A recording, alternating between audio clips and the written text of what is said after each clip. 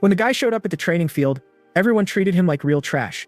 Everyone knew he was a disgrace to his noble family, but then, as if that weren't enough, the fool decided to challenge his younger brother to a duel. The belief was that he wouldn't stand a chance, since his brother was a genius of magical abilities, a guy who had trained his whole life. This fellow of ours had also been a genius in childhood, but he lost his opportunity in drinking and chasing girls instead of training. But when the fight begins, he can't hold back his laughter at his brother's pathetic movements. He blocks everything in the blink of an eye and ends the fight with a single blow. Everyone is left jaw-dropped, not understanding how that was possible. Maybe it was just a stroke of luck, thinks the crowd. But then one of the strongest knights steps up to show off, and the result, shockingly, is the same. The guy defeats the knight quickly and still humiliates him in front of the whole troop. At that moment, the commander of the knights has already lost her patience. She wouldn't let that scoundrel mock her knights and was determined to teach him a lesson. She, like everyone in his family, thought he was worthless and destined to end up forgotten somewhere, drunk. Then she charges with a storm of blows, but he dodges everything with absurd ease, shocking everyone again. And the moment she's distracted for a second, he headbutts her in the face. The shock is real, her own blood appears, and the fight is stopped because she gets so excited that she thinks about training him to become an unbeatable warrior. You must be wondering how this guy suddenly got so strong. The real issue is that he's no longer that same scoundrel as before.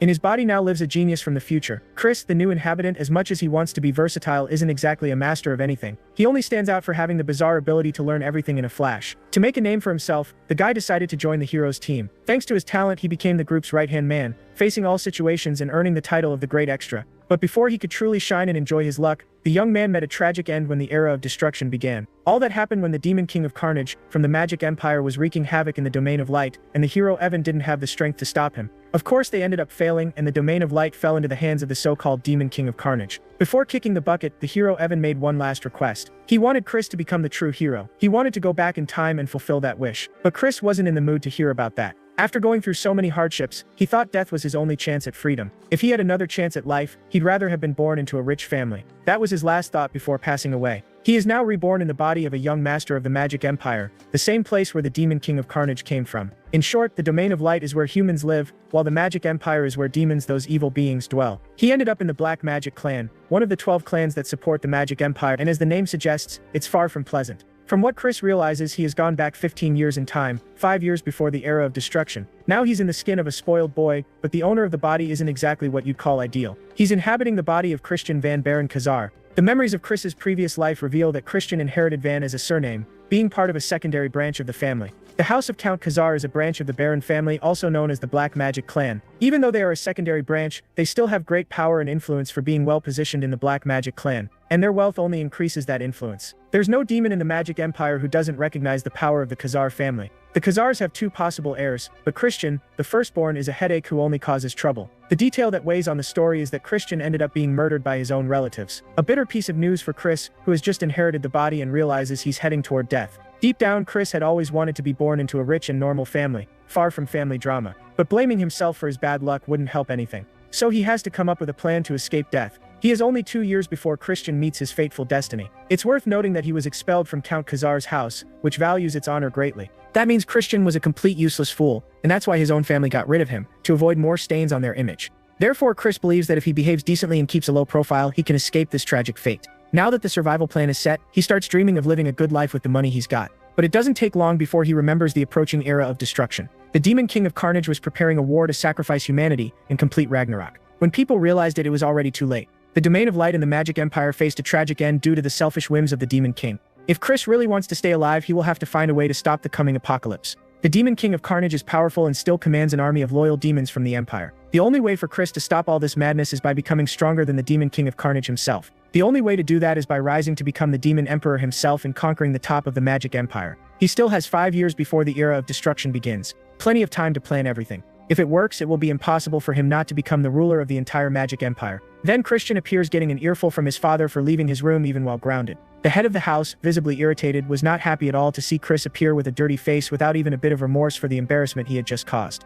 Count Kazar, with a voice heavy as thunder, gives a final warning, making it clear that any further carelessness would mean his head under the guillotine. His presence was so terrifying that Chris could barely keep from trembling like a leaf in the wind. Finally, Chris apologizes sincerely, trying to set things right and end the bad impression everyone has of him. The guy knows that the only way forward is to regain the old man's trust. With a heart full of hope, he unleashes an avalanche of apologies, hoping to touch the Count's heart. But apparently a bunch of words wouldn't be enough. The Count was not at all willing to buy that story since his apologies had rung more times than a doorbell on visiting day. Meanwhile, Chris got lost in thought, trying to figure out what kind of nonsense Christian, his alter ego, had done to leave the Count in such total disappointment. He had already heard plenty of terrifying stories about Christian but was so confused he didn't know which one was the latest. Then he reminded his father that a few days ago he had lost part of his memory. Because of that, he didn't really remember what shameful thing he had done to make his father so distrustful. Chris keeps saying that while trying to recall his past mistakes, he realizes how much of a fool he had been. He takes full responsibility for the bad reputation the family faced. Even so, Count Khazar remains reluctant to believe things could really end up that way. To him, it had been far too long listening to empty excuses. Seeing no other way out, Chris decides to go all in. He begs to be sent to the punishment cave, offering to spend up to a month there to prove he has truly changed.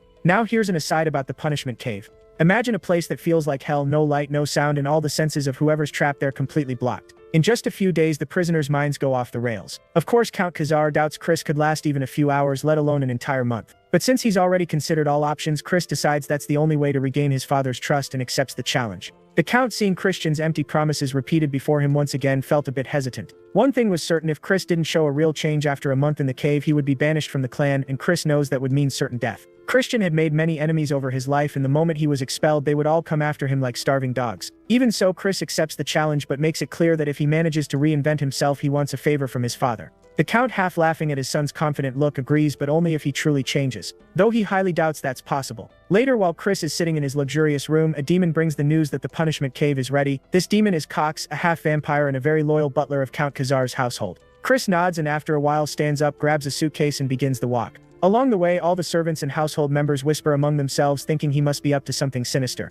Remembering the mess he caused recently when he stepped on the toes of a girl from the Poison Magic clan, things had gone so bad that the Count even had to bow and apologize. Now the Count was utterly humiliated from so much shame, and it was clear why he had been so furious and despising Christian earlier. There were a few people betting that Christian wouldn't even come close to surviving 2 days in the punishment cave. But Chris, full of confidence, was about to show that things weren't quite like that. Meanwhile, his younger brother Thorn was watching him closely like a real guard. Finally, Chris reached the entrance of the punishment cave. To reinforce how sinister that place was, 2 Death Knights guarded the entrance. They looked terrifying, but none of that would make Chris hesitate. As he was about to cross the entrance, his little brother shouted from behind him, and that little intruder was Thorn Vanbar Khazar, the youngest of the family, being an exemplary student. The rest of the introduction can wait, because out of nowhere, that bold kid stared straight at Chris, pointing the tip of his sword right at his brother's face. Even though Chris didn't show any sign of weakness, inside he was almost having a fit from his brother's audacity. Still, he keeps his composure and asks what his brother is doing there. Thorn was only there to remind Chris how ridiculous he is. The little one warns that if he tarnishes the family name any further, he might end up facing death. Upon seeing Thorn, Chris began to believe that the kid was responsible for the end of his previous life back in the era of destruction. Chris had already met Thorn before during that tense time. Thorn was known for his curse magic. Anyway, Chris gives his brother a hard look, and that makes Thorn tremble. Our protagonist keeps his tough stance and enters the cave, closing the door behind him.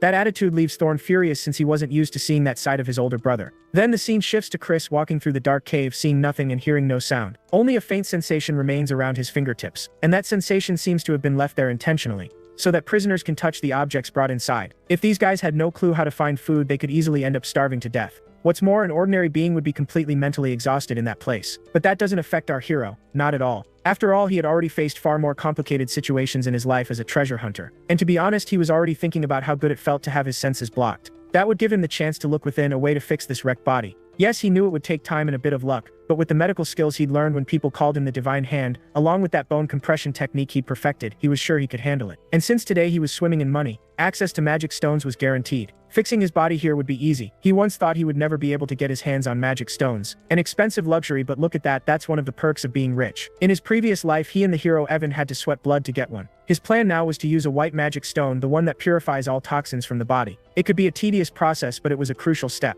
He had to cleanse the accumulated toxins with white mana, and any slip would mean unbearable pain. But so what? The guy was ready for it. With little effort, he kept going. Meanwhile, back at the castle, Count Khazar, that cunning man, asks his butler about Christian. The butler reveals that the son had entered that punishment cave, and he was certain Christian would come out completely destroyed, unable even to ask for help. Since that only made Count Khazar more worried, he began to doubt his decision to let him go in. He remembered how much potential the boy had when he was a child, and how sudden his downfall had been. Suddenly, he even began to wonder if Christian's talent had gone to his head. But regardless of the reason, the Count would rather see Christian leave the cave crippled than live without purpose. And he really wanted to believe what his son was saying, but he couldn't. He had been deceived one time too many by the boy's lies. So he asks the butler if he noticed anything Christian had taken with him into the cave. The butler hesitates, but under the Count's piercing gaze ends up revealing that Christian went in with magic stones. Among them were even those those dream stones that cause hallucinations. The butler became alarmed, thinking they should open the cave immediately since they didn't know what Christian was planning. But Count Khazar immediately cuts him off with a firm no. Even if Christian was plotting something, that only made it easier to let him rot there, in other words, to become a miserable wretch. A month passed and Khazar found himself at the cave entrance, already convinced that his son had been completely defeated. But of course that was disproved when Christian appeared coming out of the cave, smiling from ear to ear.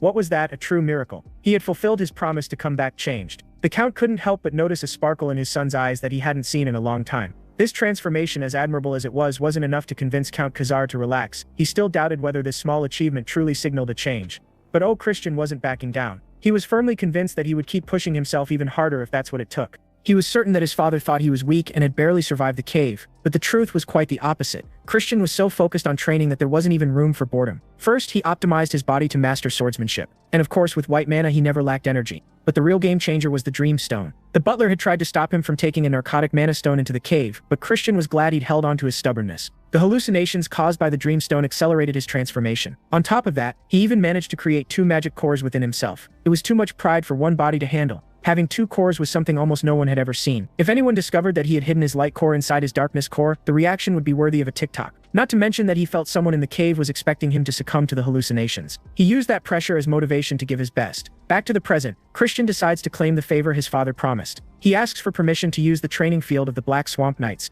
Count Khazar's face twists in irritation upon hearing such a shameless and reckless request from an unproductive son like Christian. To him, an incompetent had no place there. After all, the Black Swamp Knights were one of the 3 orders supporting the Black Magic clan, and only the elite had access to the training grounds. But Christian, firm and unwavering, explained that he only wanted to use the field, as if observing the knights' feats would somehow positively influence his performance. After a brief pause, Count Khazar gives in but delivers a stern warning: do not disgrace yourself in front of the knights or this will end badly for you. Christian accepts the warning, and before his father can leave, he asks for one more favor. That scene marks a new chapter in Christian's life. The knights at the training field make no effort to hide what they think of the Count's son, and that says a lot about the situation in the Magic Empire. Here, what really matters is strength, not a surname. But that's not the only thing drawing Christian to the Black Swamp Knights field. No. The guy's got his eyes on the library, which is the real treasure of the place. His father had said that the only way to enter the library was by obtaining a letter from Vice Commander Melon. Without that blessing, forget the key, pal, and that library is where the Khazar family's black magic grimoires are kept. To learn dark magic, Christian needs to get his hands on those books. Although he doesn't question his father's rule, Christian's mind spins trying to understand the reason for such a condition, especially considering his important position within the clan.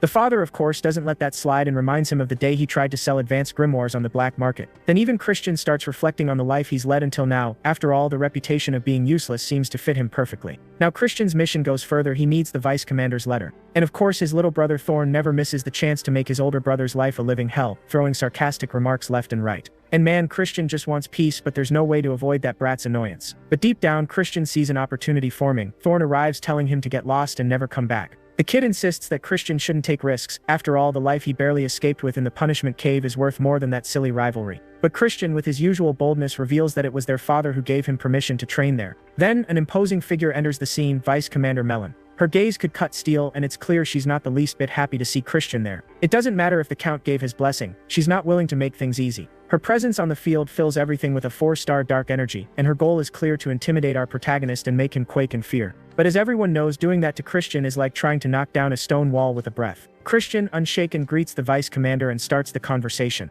He admits his past mistakes and the lack of others' trust, but he's determined to prove he deserves the right to train there. He challenges one of the demons to a fight to prove his worth. Of course, Melon doesn't take it seriously, thinking it's a joke. But Christian isn't playing around. He asks her to avoid using her dark energy in their duel. The guy humbly requests an unarmed duel, complaining that his control over dark energy isn't great because of the depraved life he's led. Melon hesitates, because even though it's a duel, she doesn't want the heir to get hurt. And her question is direct: is Christian sure he has what it takes for an unarmed duel? But the boy stands firm. He wants to choose Thorn as his opponent. The decision leaves his brother furious, and even Melon thinks Christian is getting himself into trouble. She warns him Thorn is already at the 2-star level, and that means more than he might think. At that age, only 13, the boy has reached that level purely through natural talent. It doesn't matter if you're 13 or 23, without ability, forget it. But Christian, let's be honest, isn't a fool. He argues that he wants to face a stronger opponent to truly prove himself. Fighting Thorn is his chance. But of course, if the kid is full of fear, the situation changes quite a bit. What happens? Thorn, walking right into the trap, accepts the challenge. Soon, the two rivals take their positions for battle. The other demons gather around, biting their nails as they wait for Thorn to show his worth while secretly cheering for Christian's defeat. But before the match begins, Christian asks how they'll decide the winner. He suggests that the fight end when someone surrenders. Melon, however, with hawk-like eyes, disagrees. To her, the duel should continue until one side is completely incapacitated. Thus, Thorn would have a real chance to win since he couldn't surrender. And meanwhile, Christian was more worried about his brother than himself. He didn't want to rush things and beat the brat up. That only made Thorn even more frustrated. He was bursting with fury, ready to show his brother who was boss there. Christian then decides to move in and slaps his brother, leaving everyone stunned. The slap, my friend, is truly humiliating, but it's valid, and the two are already fighting. Thorn tries to strike back, but Christian simply dodges as if dancing between the blows. Let's be honest, this fight is quite unfair. Christian has tricks up his sleeve, and Thorn, a demon still on the verge of reaching 1 star, doesn't stand a chance against the more experienced one. But in an unarmed battle, the story changes a bit. Thorn is clumsy while Christian had mastered the art of combat through countless battles in his past life. Deep down, if he focused only on controlling his light powers, Christian was already at a 3-star level. His spoiled little brother didn't stand a chance. And the kid's expression after the beating said it all. He was crushed and the crowd was left wide-eyed at what they had just witnessed. Meanwhile, Chris doesn't miss the chance to tease his younger brother, making it clear he was enjoying watching Thorn squirm with rage. And poor Thorn thought Christian was using a trick. But Chris stands firm, repeatedly telling the kid to wake up. There was no trick. The truth was, in Christian's mind, Thorn was just a weakling. And that really hurt. Thorn felt it deep down and wasn't happy at all about it. With Chris's taunts only getting worse, Thorn couldn't take it anymore. He clenches his fist, and a dark, menacing energy begins to emanate from him as he prepares to throw a punch. Chris, with the experience of someone who's seen it all, dodged easily, but Thorn wasn't thinking about giving up. He started throwing punches like there was no tomorrow, and guess what? Not a single one came close to hitting Chris. Until the moment Chris caught one of the punches, and without thinking twice launched a brutal strike. The scene was quick. Thorn coughed up blood and dropped to the ground like dead weight. The crowd was in shock, thinking Thorn must have let his guard down or simply didn't want to hurt his despicable brother. After all, who would believe that a spoiled brat could be knocked out by his older brother, right? But the sharp-eyed Vice Commander Melon knew exactly what was going on, and that left her stunned. Chris wanted to know if Melon confirmed that he had proven his worth or if he still needed to do more. And surprise of surprises, Melon confirmed it, leaving Chris delighted, ready to put his next plan into action. Later, back in his room, he couldn't stop thinking about how he had finally reached star level in dark magic. Despite all the time it took because of the residues left by Christian, he still wasn't entirely ready to handle dark energy. When it came to controlling the power of light, though, he knew he needed to raise his level even more. Then suddenly his maid Marie appears at his call. Surprised, she's actually a high-ranking evil spirit, a banshee. And that sends chills down Chris's spine. He's uneasy with the idea of having a spirit as a maid. Terrified, honestly. He almost asks the Count to replace her. But anyway, he tells her to bring him some juice, planning to relax before training. Marie, on the other hand, doesn't miss the chance to suggest something strange: juice made from human blood. She insists, saying that blood juice tastes much better than anything else. Christian, completely disturbed by this creepy idea, just wants strawberry juice and nothing more. Sometime later, as he's about to leave for training, the butler appears behind him, suggesting that perhaps he should reconsider going out. The old man was there, full of pride, praising the dedication Chris was showing, even though everyone saw him as useless. He had always believed in the boy. But Christian, with his direct gaze, didn't want approval from a mere servant and shot a deadly glare at the butler. The poor man got nervous, apologizing and saying he didn't mean to overstep. And he left quickly, but not before wishing Christian a good training session. But the boy couldn't shake the feeling that there was something suspicious about that butler, though he couldn't quite pinpoint what it was. Later, while walking around, Chris noticed a change in the behavior of the people around him. They seemed friendlier and more gentle toward him. To him, this was the perfect opportunity to win people over little by little. After all, when life gives you opportunities, why not take them, right? As soon as he dropped his backpack on the ground, he grabbed his sword and began training. A demon nearby saw the scene and ran to tell Vice Commander Melon that young Master Christian had returned to the training field. Upon hearing that, Melon grew quite curious. The truth was, she couldn't forget Christian's impressive movements during the duel with Thorn. Refined and precise, he had completely controlled the battle from the very start. That made Melon think that maybe Christian even had enough talent to surpass Lord Essid of Baron. But on the other hand, he was still seen as a bastard who had lost his dark energy, and let's be honest, the power gap between him and Lord Essid Dir-On was immense. Melon decides to leave, trying to ignore Christian, but ends up noticing that he had just defeated his opponent, Cannon. The audience was stunned, thinking it was inexplicable that that guy had reached star level.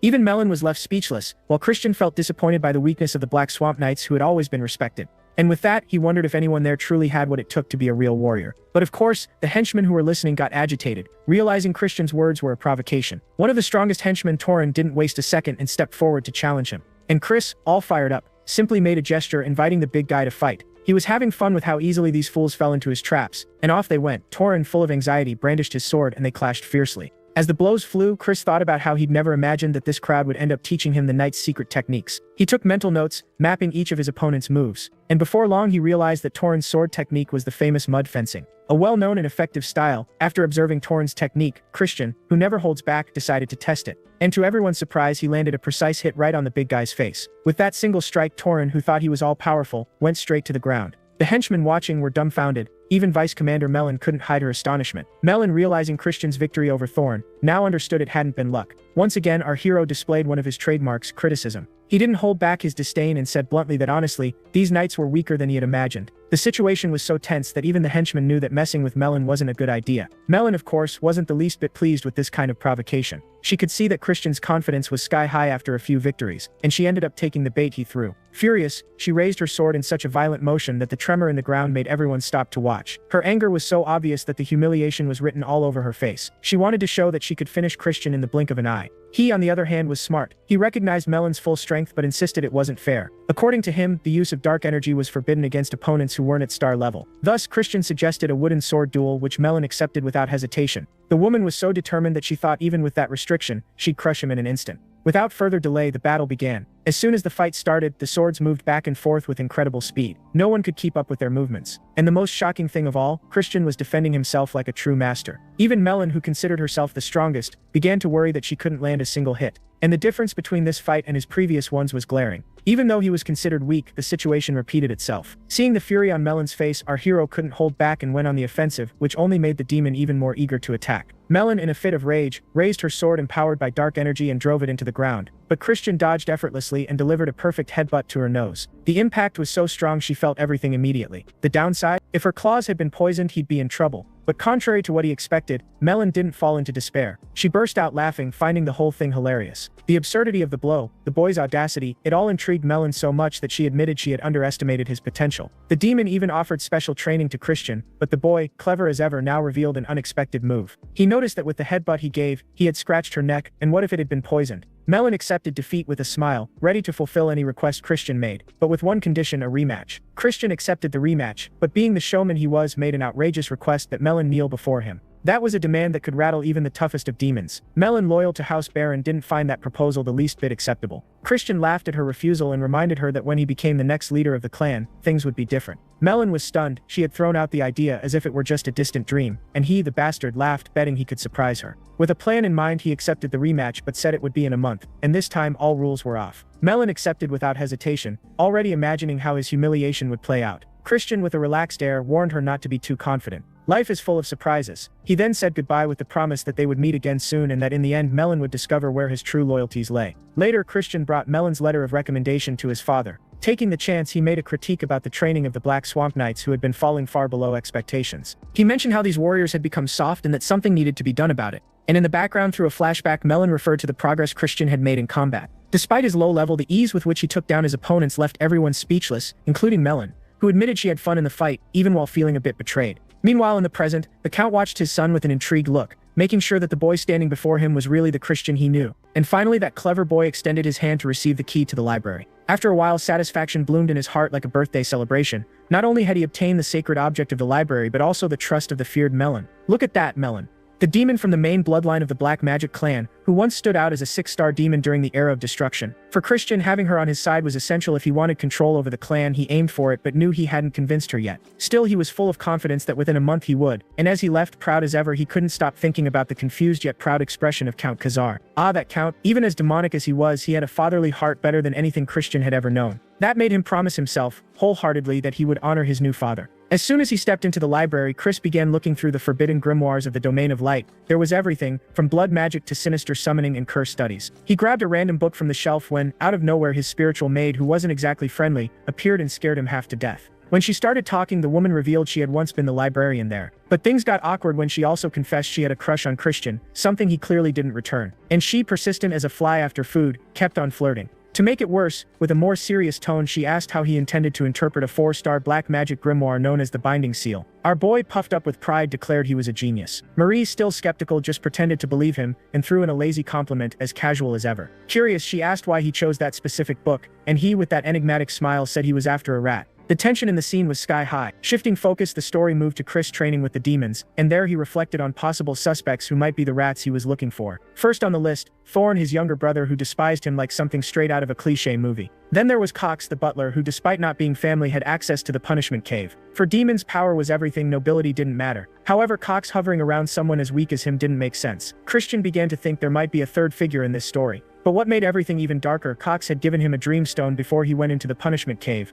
That smelled like real trouble. Determined to find out who the traitor was, Chris decided to play the scoundrel his enemies expected him to be. The idea was that if they saw him acting like a fool, they'd let their guard down and make his investigation easier. He abruptly ended his training, making a show of how hard things were, then took a break, as if it were part of his plan. After that, there he was at the dinner table, right in the middle of a scandal. The father, already at his limit, felt like a fool for believing his son could change. With a disappointed look, he rose from his seat in a display of authority. As Chris watched the sulking count, a pang of sadness hit him, but he knew it was the right move. He started spreading rumors that the count had gone back to his old habits of spending like crazy and being a tyrant toward the maids. But there was one detail: when it came to alcohol, the maid always served non-alcoholic wine. Chris, cunning as ever, began pressuring her to prepare real alcoholic drinks, part of the plan to catch a traitor. He wanted the possible traitor to believe he had returned to being the reckless spender everyone wanted to see. Later, Christian showed his mastery of the binding seal spell, even surprising his loyal maid. It was the cherry on top. She was left speechless, frightened by his prowess, while Chris bragged about his skill, something he always took pride in. But before he could celebrate his victory, Thorn appeared without warning, like a ghost, forcing Christian to instantly shift from genius to drunken mess, a complete fiasco.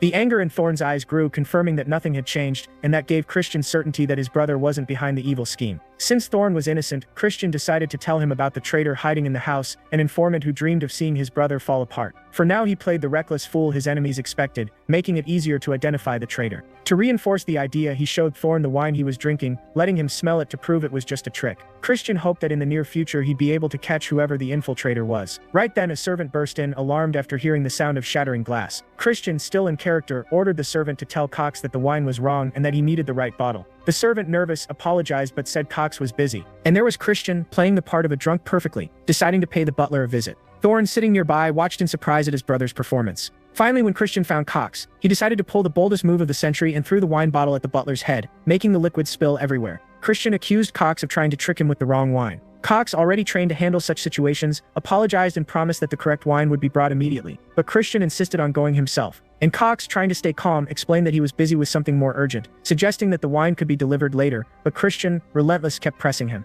Finally, that Cox went out to fetch the wine, and Chris, astonished, thought about the patience of that scoundrel. Even though Cox tried to hide his emotions, Chris could feel the animosity radiating from him. As soon as he was alone, Christian began to examine the documents the butler had prepared. Reading through the papers, he couldn't hold back a wide grin when he noticed that the butler had made an embezzlement. If Cox really was a traitor, it was clear he had dipped his hands into the finances, but there was still no solid proof to confirm it. Soon after, Cox returned with the correct wine. Chris, still in character, grabbed the bottle and wondered if the butler was actually angry with him for his inappropriate behavior. However, Cox seemed more grateful for the chance to serve the young master. Before leaving, Cox delivered a message that some of Christian's friends wanted to meet him at their usual hideout. Of course, Chris had no idea who these friends were. Cox even warned him to stay away from them, saying they were trouble, but that only made Chris more curious, almost eager to meet these mysterious figures. At the hideout, the sight that greeted them was a lavish banquet. As Chris sat down, his gaze was immediately drawn to the frightened maid serving the drinks. He didn't miss the chance to crack a joke about how those pigs were forcing the poor girl to serve drinks to their fat behinds. Then, when she brought him a glass, he noticed something strange. Without thinking twice, he threw the wine in the face of the fat woman sitting at the table. Without hesitation, he accused her of having put something suspicious in his drink.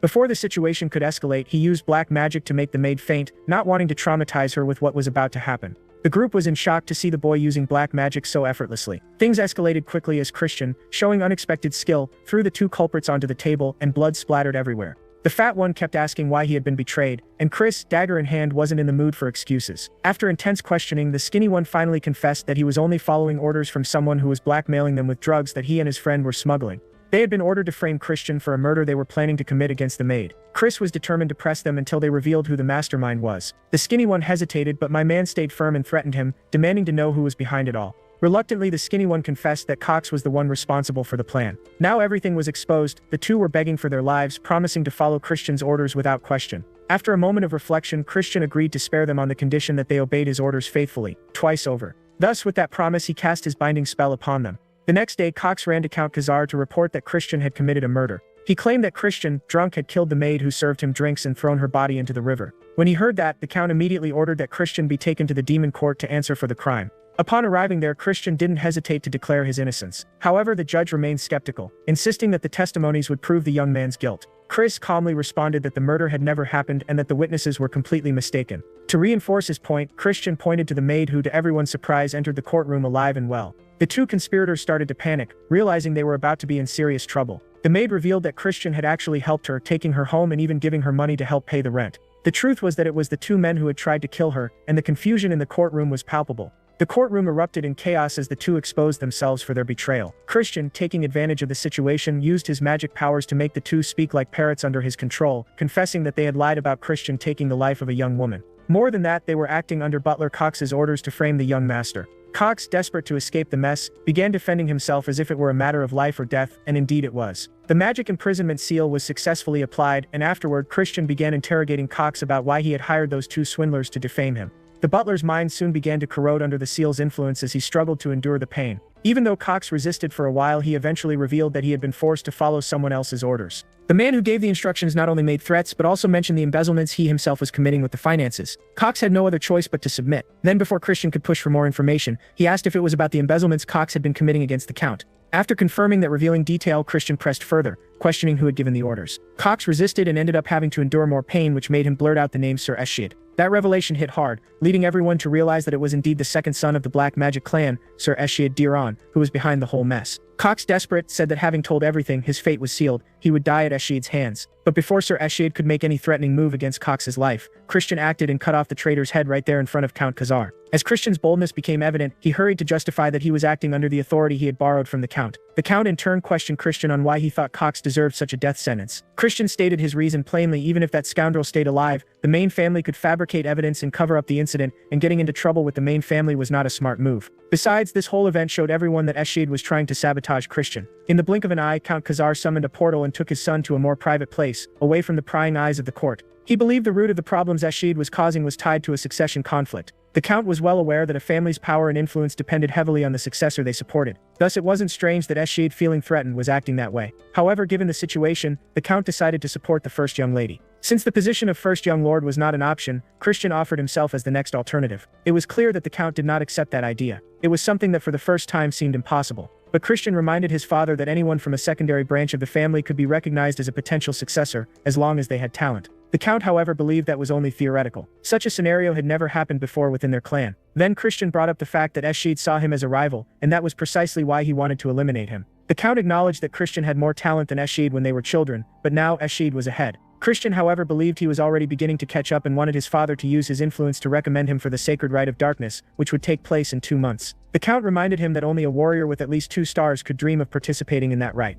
Although Christian knew that wasn't his greatest concern, he firmly promised that he would reach 2 stars within that period. He hoped that after achieving that, his father would accept his request. Thus, it seemed the Count had no choice but to comply with the young master's determination. In the days that followed, servants around the estate began gossiping about the boy's transformation. Rumors spread that the Count was personally training Christian. They said the training Christian was going through was so rigorous that even the most experienced knights could barely endure it. Then we see our young fighter breaking through everything with his new swordsmanship maneuvers. Witnessing his son's progress, even the Count was stunned by Christian's speed of adaptation, as if he were learning at record pace. The old Count nearly fainted when he saw Christian perform a technique that dismembered a training dummy with multiple precise cuts. All that mud fencing training, now aligned with the power of his black scythe, resulted in a supreme strike. Something mud fencing alone could never achieve. With that, the Count was left speechless, thinking that normally using 2 techniques like that would make curse casting extremely difficult. But Christian was so calm about it that he took it all in stride. Indeed, that kind of darkness posed no inconvenience to him. 15 days passed and there was our hero collapsing to the ground from exhaustion. Even though he was mastering complex sword movements, he couldn't handle the aerobic training load that followed his runs. To make things worse, he couldn't take shortcuts since endurance had to be earned through practice. As he recovered, Vice Commander Melon appeared out of nowhere. She was there only to remind him of the fight that was coming. She eagerly awaited the moment they would cross blades again.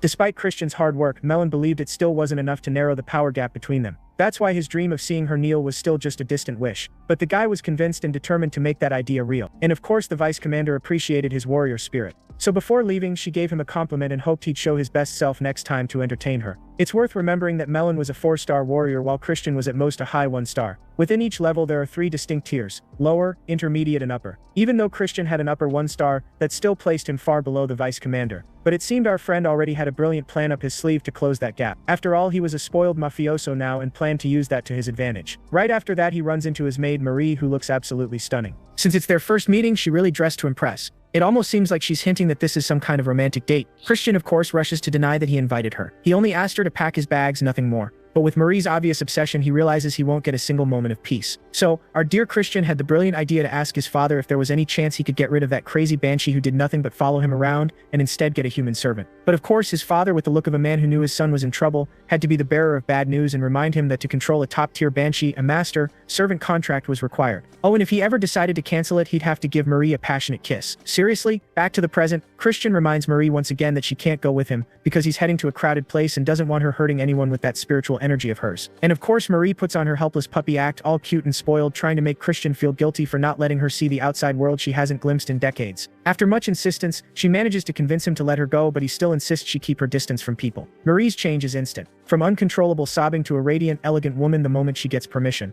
As they walk side by side, Marie grows extremely curious about what he really plans to do on this trip. Christian says the goal is to make money, and she immediately starts tossing the gold coins he told her to carry right at him, reminding him that in reality he already has plenty of wealth and questioning why he wants more. Christian of course makes it clear that what he has isn't enough, and on top of that he demands she return the money he gave her. She keeps trying to guess what he really wants, maybe more gold or land. But of course all her guesses are completely wrong, and when they reach the carriage they're supposed to use, Christian is interrupted by an unexpected guest joining the party. His younger brother Thorn. The kid promises to keep an eye on him, apparently not trusting that Christian won't go back to his old shameless self. And to make things worse, Thorn announces he's in the mood to play. Play? Seriously? What a golden opportunity, because his king apparently recommends it. Thorn wants to tag along now, and Christian realizes the kid might actually be looking to have some fun with all this. Christian of course teases his brother and ends up making him laugh. Thorn is determined to beat Christian at the game, and our protagonist already knows he's going to have a blast messing with his brother. When they arrive at the glamorous party, Marie and Thorn are left speechless. To make sure they all go unnoticed, Christian hands out masks to each of them because, well, disguises are everything.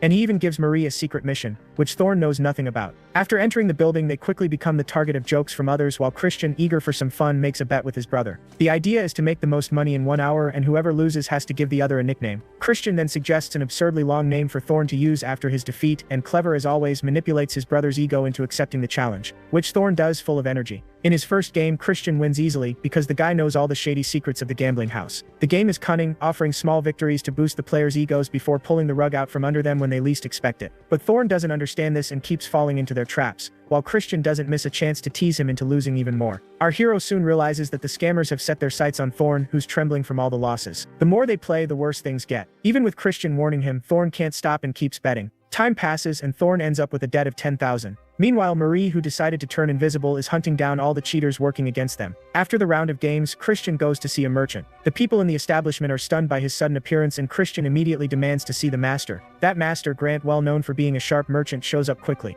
The twist? The man actually runs the very gambling house they were in. Christian gets straight to the point, accusing him of having tricked his younger brother through his lackeys. In defense, Grant tries to play the victim, saying he can't control the actions of his men. But Marie, who wasn't in the mood for games, struck fear into the merchant's soul, making him kneel and beg for forgiveness. The merchant, clearly worried, offered to make up for the trouble, and Christian, satisfied with how things were going, demanded 1 million rupees as compensation. And the merchant, shocked by the amount, tried to argue but ended up surrendering and lowering it to 200,000 rupees. Luckily, the merchant managed to cover the cost, even though the amount blew up his entire budget. In the end, Christian had one last request. The scene cut to the aftermath of his shopping spree with the money. The madman got himself a ton of combat gear and even took home the holy grenade sword as a bonus artifact. That sword was very special because it was forged through the sacrifice of a true hero's soul. The sword kept making noise even after all the chaos that had happened with the hero. In the past, it had been highly respected by demons, but now, poor thing, it just gathered dust as if abandoned in a forgotten corner. Our protagonist had plans for that sacred blade. Oh, and he even surprised Marie by giving her a beautiful pendant, something she had really wanted, making it clear it was just a gift, nothing more. Marie was stunned because it was the first time since she had returned to movement that she had received something like that. Her happiness was on another level. Satisfied, Chris decided it was time to head back home. And Marie, ever the strange one, said she would offer him even more blood juice from now on, which let's admit is pretty weird. Especially when she let slip that the strawberry juice he was already drinking had a bit of that in it. Oh, and his brother Thorn was there too, being his usual self, irritated and nearly getting sold off as a slave. That's right, he practically shouted at Chris, saying he almost ended up ruined just because his brother had been sleeping instead of helping him. Thorn also reminded Chris that he now had to call him by a different name because he had lost the bet. And to top it off, a horrified expression spread across his face as he realized he now had to address Chris as his glorious and majestic older brother. The poor guy even choked trying to say the name. Meanwhile, Chris was having the time of his life with this little game. He didn't forget to remind Thorn to show some respect when talking to him and turned his back, promising his brother would regret it one day. But Chris knew the real threat was tied to this kid, Thorn. The death that awaited him at the hands of that Eshid who was already in the game, and by the way, the son of Langham, the great patron of the Black Magic clan. Even though Chris wasn't exactly the Christian everyone knew, but rather a man inhabiting his body, it was clear that one day he'd have to face Eshid no matter what. Knowing the dark future that awaited him, Chris was determined to take revenge. But for now, his focus had to stay on Melon in this entire situation. The sacred sword knew his name from the battles fought, but no one dared to touch it anymore since no man had ever managed to tame it. And there was Chris wondering where he fit into that story as he picked up the blade. And bam, he got shocked instantly. Of course, the sword didn't like his dark magic power at all since it was pure light, but he was ready to break the rules and thought that if he deciphered the sword's patterns he could solve the problem. So he started hammering the blade with that same fierce determination. He was firm in his belief that he'd take all the time in the world if that's what it took to make the sword obey his will. And the funniest thing of all was that the sword itself seemed to tremble upon hearing that. After a few days, Chris went to the training field to greet his father, and to his surprise he found a woman he knew well. It hit him then, she was the commander of the Black Shadow Knights, the stern and beautiful Marion. She wasn't just anyone, she was the daughter of the head of the Elder Clan and a major power figure in the Black Magic Clan. She was also the older sister of his father and of Langham, so you can imagine how powerful this woman was. Marion was there to deal with a problem involving a certain Cox and found it quite troublesome that Chris had decided to take the man's life. Realizing she might be working for Eshid, Chris felt cornered and jokingly commented on how curious it was to see her getting involved in something so simple. She, wasting no time, made it clear she was there not because of Cox but because of him. Chris, that's when the boy realized he might have hit the jackpot and was targeting the head of the Elder Clan. But Marion thought his arrogance in wanting to fight Melon with the strength of a two-star boy was laughable. Obviously, Chris wasn't the type to back down easily. He revealed his control over Grunad, leaving Marion speechless. She hadn't expected him to be such a problem and even scolded her brother for lying about him. And of course, Chris couldn't resist provoking her. He said that using such a weapon was right because his goal was to win no matter how. Marion even reminded him that not even the head of the Elder Clan had managed to defeat Grunad. For a boy like Chris, that meant he'd only meet a disastrous fate if he was foolish enough to take the risk. But Chris was ready to toy with her ego and unsheathed the blade, showing he had everything under control. At first, Marion doubted whether it was a fake. However, as soon as she grabbed the blade, she felt a burning pain in her hand and had to throw it away. She was stunned because Chris seemed to be handling it so casually without a trace of tension. And he, ever cunning, let slip that the reason he could manage the sword was because he was a genius. That statement made his father's head explode with pride. However, things got even more interesting when Melon joined in. She was speechless that Chris had managed to tame the sword, but she quickly stirred the air by saying that no matter what he did on that special day, the outcome of the fight wouldn't change. Now the battle began. The boy was truly putting on a show of skill, wielding the blade as if it were an extension of his arm. And Melon, wow, she was dying of curiosity, wondering how he was doing it. Count Khazar, filled with doubt, couldn't help but question the scene. Marion, with an analytical gaze, observed Chris's attack technique. He was adjusting the demonic energy with every move, preventing the sacred sword from harming him. Then, in the middle of the fight, Melon asked, "Are you trying to predict my movements?" Chris, with a mischievous smile, joked that he just had a good eye. He understood that swordsmanship required a simple posture for an effective strike. An overhead blow, for instance, depended on raising the arm while the shoulders performed their dance. Of course, that was all theory. For Melon, it was an invitation to take action. And didn't she surprise Chris? She used a binding spell that caught him completely. While he thought he was the king of the sword, Melon reminded him that she also had mage powers. But the boy didn't care. Using a purification artifact, he emerged as if nothing had happened. Bro even thanked his father for the item, something Count Khazar didn't even remember giving him. Chris, full of confidence, declared that he was a talented thief, and of course that helped his duelist performance. In fact, the boy had prepared a trick. He threw an explosive orb that filled the space with destruction. Melon was so distracted that she didn't even notice the real orb forming in front of her, exploding in a devastating blast. When the flames subsided, Melon wasn't playing around. With her blade in hand, she sliced through the fire and struck Chris, but the guy smiled, blocking the hit and shattering her weapon. With every passing second of the fight, Khazar grew more and more impressed. Melon rose from the explosion with a manic gleam in her eyes, revealing she was absolutely loving all of it. While Marion watched anxiously, Chris seized the moment and elegantly dodged her charge, pressing his blade against her neck. To Melon's surprise and Marion's disappointment, the fight was decided. But instead of acting like a loser, Melon laughed joyfully, realizing it was more of a lesson than a competition. Chris, now wanting the reward for the deal he had proposed, made it clear that he would respect her decision if she didn't want to accompany him. She then made a proposal. It would be more fun if they fought their duels together. Chris immediately smiled and officially made her his ally. After the battle, Marion's point of view highlighted Chris's skill in controlling dark energy. She recalled how her own master hadn't lasted even a moment against a grenade. To master the sacred sword, one had to constantly manage the waves of dark magic. However, in real combat that required extreme precision. It was believed that only true monsters like the demon of Gehenna or a demonic dragon could achieve such a feat. If Chris really was that exception, Marion's mind spun at the thought of her father's wish finally coming true. In another scene, the intimidating orc chef was there, completely focused, preparing a strawberry cake, and of course couldn't resist asking what brought the young master there that day. Chris's mind was elsewhere, thinking about baking cookies for someone special, and the strange maid got jealous, thinking he was trying to win over a girlfriend. But in truth, Chris wasn't in that romantic mood. Even though the chef offered to make the treats, he wanted to get his own hands dirty with this project. While he was talking, Bro got hit right in the face with a splash of strawberry puree. The orcs were smashing fruit like they were in the middle of a battlefield. A bit later, Chris said goodbye to his great aunt Marion. He knew she was about to leave and took the chance to say farewell, a gesture that made Marion happy. And like a true sweetheart, he handed her a wrapped gift cookies he had baked with great care. Marion rolled her eyes but loved the present, while Count Khazar finally realized why his son had asked about people's favorite snacks. Chris, with his natural talent for manipulation, had paid attention to every little detail. And when Marion tasted the cookies, her love for the flavor was immediate. Chris was thrilled to hear that it was pure joy. And of course the aunt wanted to return the favor right away, asking what he wanted in return. Now this was the chance he had been waiting for. So, with full determination, he asked her to become his true aunt, even though they were already bound by blood. Marion hesitated, sensing there might be a deeper meaning behind the boy's words, and recalled that he would soon be participating in the dark rite ritual. She noticed that Chris wanted her support in a likely succession conflict. However, she would have to deny that part, since representatives of the main family couldn't get involved in the outcome. That was the only rule they had. Chris, clever as ever, argued that his intention wasn't exactly that. What he really wanted was to strengthen his bond with his aunt. Marion couldn't believe that boy had no ulterior motives. He was giving an Oscar-worthy performance, with that adorable face pleading for help. Marion enjoyed his sincerity and was impressed to hear that he had made the cookies himself. She felt a fondness for him, and during the next visit, she already made her request. She wanted more cookies. Suddenly Count Khazar, all sentimental, got carried away and wiped a tear from his eye. Meanwhile, Chris was giving his all and swore to his aunt that he would improve the taste of things if she didn't help him when the time came. Marion, seeing the scene, couldn't resist, and decided to offer the boy an incredible opportunity, the chance to join the glorious Black Shadow Knights. She was already considering the idea, thinking the boy's skills were sharper than even the Elder Clan's leader. But to unlock all that potential, he'd have to face some hardships from rivals along the way. Her concern was genuine because the future didn't look promising at all. Then Chris, with a fantastic attitude, said he didn't care about dying as long as he could overcome the challenges life threw at him. Even with that kind of confidence, which could be dangerous, Marion realized he might be serious and couldn't bring herself to stop him. Mounting her horse, Marion gave Chris one last piece of advice, warning him about a certain first lady. Julianne might look like the cutest of them all, but Marion believed she was far more dangerous than chided and warned that he'd understand why soon enough. Chris thanked her for the tip and said goodbye. As the scene closed, Marion's mind formed a positive image of her nephew as she took her leave. Back in his room, Chris was in a reflective mood. His parents, Marion and the old man, had been respectable six-star warriors, but he didn't know much about what they'd done in the Great War. The Magic Empire had a lot of strong people, and he imagined that number was enough to challenge the light. But he didn't want to repeat the mistakes of the past. His motivation now came from a single desire to become stronger. Soon after, he came face to face with his father, who called him for an important conversation. And his father's surprise was monumental when he discovered that Chris was already at 2-star level. The boy had developed tremendously in just a month. Chris relaxed, said his method was different. When they got back to the main topic, he asked what was going on. Count Khazar revealed that the main house had contacted him and he had already informed them about Thorn and Chris's participation in the sacred dark ritual. But there was a catch: only Thorn had been accepted into the competition, and the reason was Chris's bad reputation, known for wasting family money and getting into trouble. Our boy took that hit like a hammer to the face. It felt like a knockout, though strangely his father was still supporting him. Chris then stood up and asked if Langham was the one who decided that, but discovered that the true person behind it was Loin de Baron, the one pulling all the strings. This figure belonged to the main house and was at the center of the ceremony.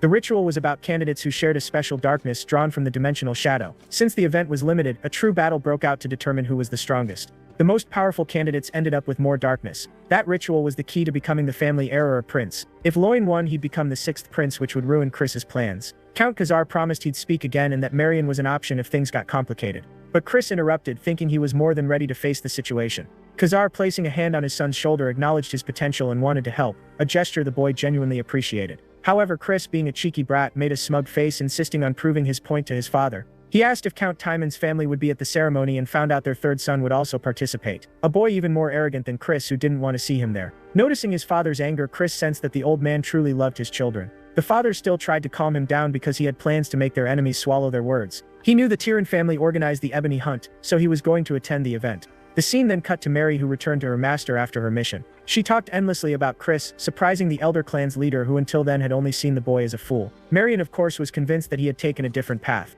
The patriarch questioned whether the boy could fulfill his wish. The commander understood that this wish required defying fate, a wish to escape death through forbidden magic. And even though Marion had her doubts, deep down she knew the boy was the closest chance they had to achieve it. Upon hearing that, the old patriarch was pleased, even though the family believed he wouldn't take part in the dark ceremony. Not even the Lord Patriarch opposed it, convinced that the boy should find his own solution to the challenge. Despite Marion's objections trying to persuade him to participate, the old geezer ordered her to shut her mouth in an impressive display. Reflecting on his attitude, Marion made a point of commenting that this was exactly the kind of man he was. A man with towering expectations who had become ruthless in his responses. The elder head of the clan, caught off guard, hadn't expected her to speak so highly of the boy, blurting out "leech" and calling Simon the clan's head butler. Listening to everything from the sidelines, Simon was now tasked with keeping an eye on the brat, monitoring his every move until the dark ceremony. And he was loving the assignment because, let's face it, Simon also wanted to take a bite out of the kid's success. But the patriarch didn't let it slide and shot him a cold glare, warning the man not to get too comfortable. This leech is more dangerous than he looks, a thought that certainly echoed through his entire being. Meanwhile, Marion hoped with all her heart that the boy would give it his all, fully aware of what was about to unfold. The scene cut to Chris, who was deep in analysis mode, and the news of reaching 2-star level only promised more challenges ahead. The pursuit of the longed-for 3 stars, which apparently was far from being achieved. And that's why he needed the ebony. With it, he could refine his magic in record time. Fortunately, the Tyrion family was organizing the grand ebony hunt, and our boy was right in the middle of that opportunity. The problem, even if he captured the Karzo beast, the ebony itself was another story and required a special condition. Chris stepped out of the carriage and ran into an old merchant, who seemed empty-handed. As soon as he opened the bag, Chris, with a clever move, tossed everything into the air, revealing a rain of coins like Christmas gifts. The merchant, stunned, hadn't expected that. Chris taunted him, reminding him that he knew about his shady dealings even in tax schemes. Those memories were almost making the man faint, but Chris was calm. He just wanted the guy to clean up his own mess. And to top it off, Chris was after something called the Grey Pill, a rare luxury item available only in the underworld, and guess what? It cost a fortune. But that wasn't a problem. He asked Marie to handle it. The girl, kind of unhinged, drew the weapon she was supposed to use, making the merchant surrender instantly, which amused Chris to no end. But it didn't stop there, he also wanted a fine dagger and armor. After that, he climbed back into the carriage, while the merchant cursed under his breath, unsure where to look. Marie then revealed that our hero still had more trouble ahead before heading home. He told the coachman to stop and went on his way. Once again, Marie noticed that he had his eye on an aphrodisiac, which made the boy's stomach twist, prompting her to ask if he was in some sort of trouble. Chris defended himself from the accusations like a true ninja, while Marie's curiosity hit its peak, thinking he wanted it for himself. But no, it was for his old man, who was feeling the weight of the years. And there was more. The waiter warned that this secret should stay hidden for life. Finally, Chris returned to his father and brother, and didn't miss the chance to annoy Thorn, making the boy recite his colossal title. Thorn only reminded his brother not to get himself hurt during the ebony hunt, while Chris teased him, saying everything was fine and there was no need to worry. The argument ended when their father ordered Chris to beat the living daylights out of the Tyrion family's competitors, and the genius mage promised he'd bring back good news. Curiously, Count Khazar still hadn't gotten over that massive title joke and teased Thorn again. The scene then shifted to the Tauman estate, where an orange goblin adventurer blocked Chris at the mansion's entrance. That's when he discovered that young Lord Arlos had issued a total exclusion order forbidding Chris from entering. Using his sharp words, the young master pressed the issue, asking if they were saying he'd be better off staying away from the capital.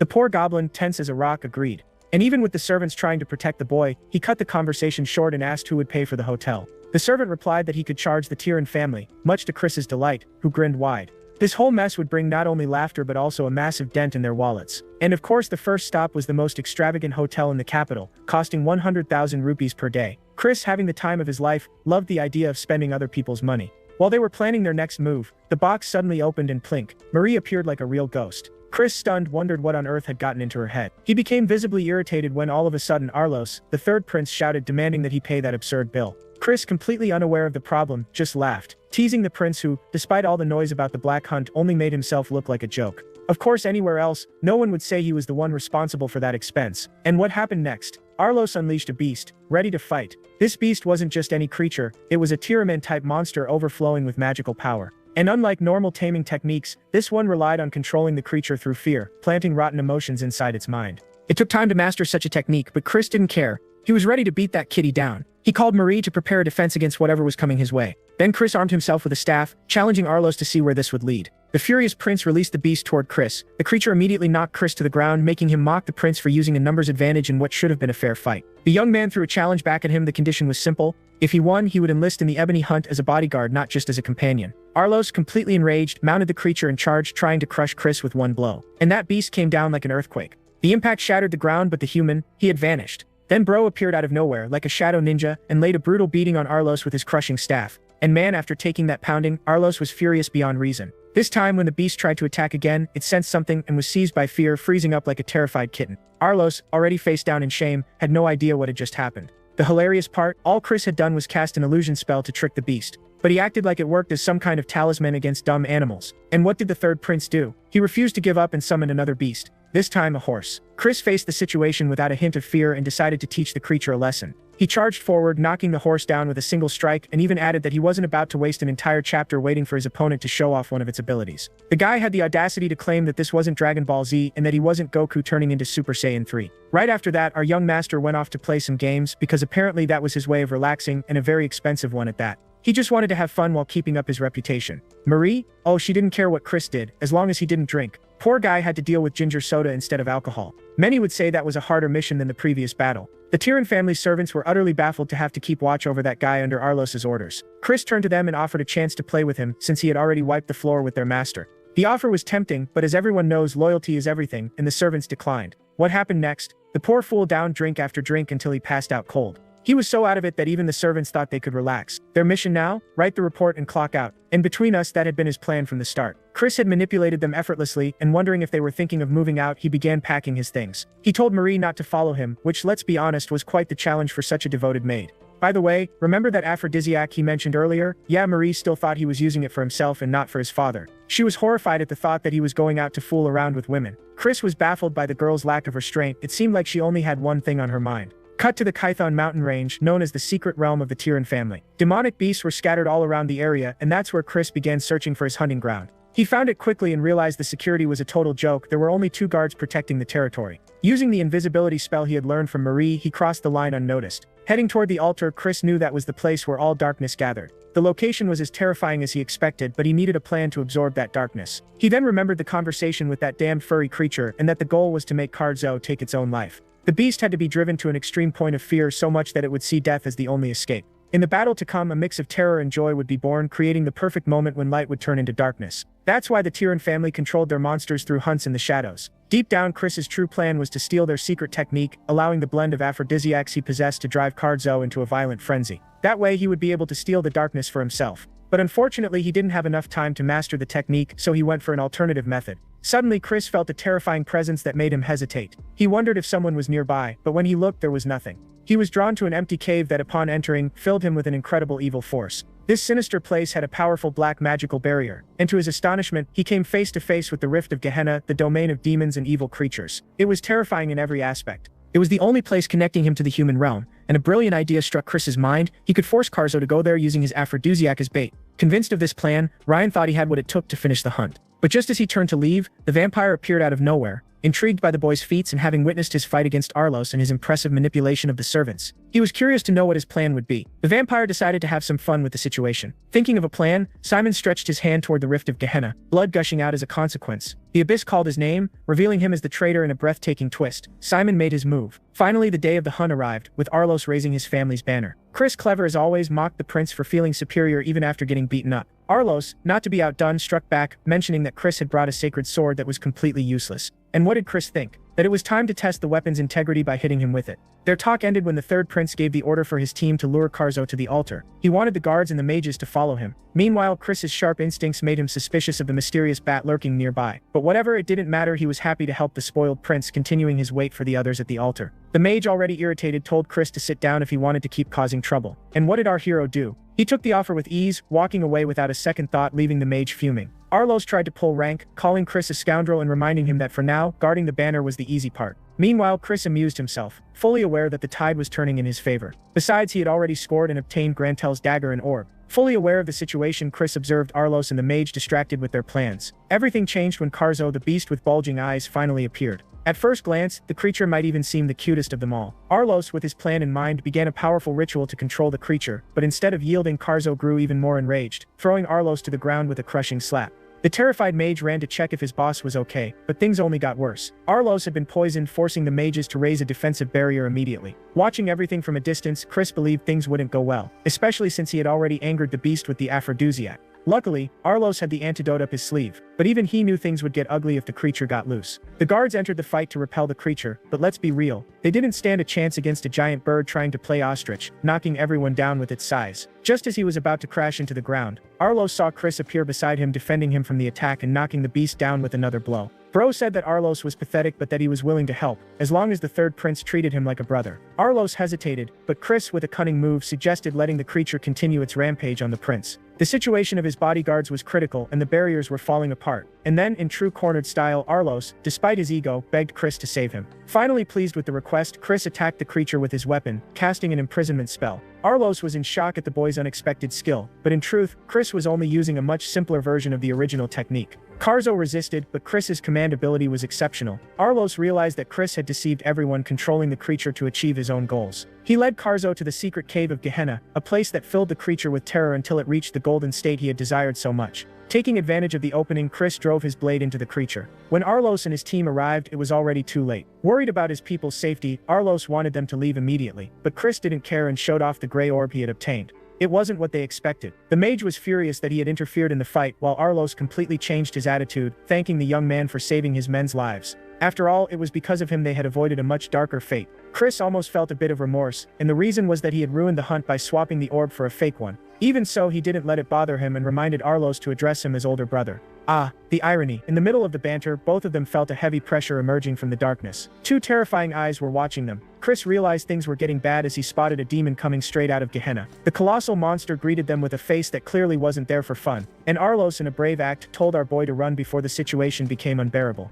What an impression, one might actually start liking him now. What an unexpected change. And he noticed the annoying bat spying on them, while Chris threw his blade toward the creature, hitting Simon's bat squarely and cutting off his connection. Simon was in shock, unable to believe that a child like Chris had noticed that. And now that the bat was gone, he himself was out of options if something went wrong, even after using his powerful arts. Simon realized he had to act fast or the consequences could be fatal. We'll stop here for today. Don't forget to leave a like and a comment. It really helps us keep bringing more content for you all. That said, see you in the next video.